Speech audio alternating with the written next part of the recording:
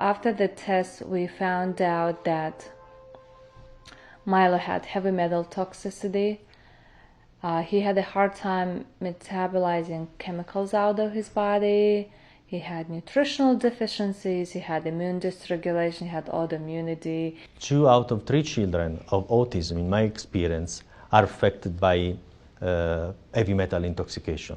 One of the things that we did find that Nick was loaded with an excessive amount of lead and mercury.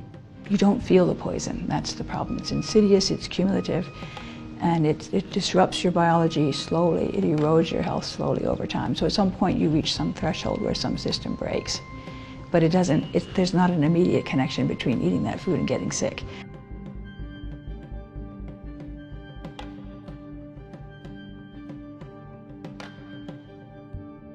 Toxicant-induced loss of tolerance.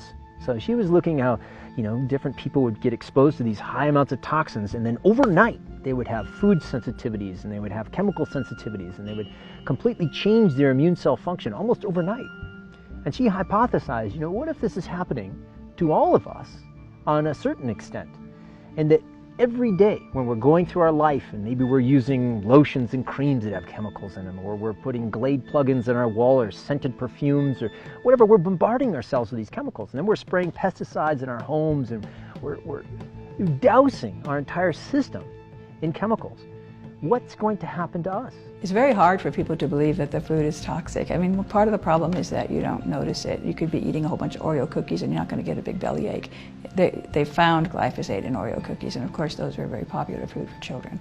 Also Cheerios, gummy bears, and goldfish crackers. I mean, all these sort of foods that are really easy snacks for kids are contaminated with glyphosate.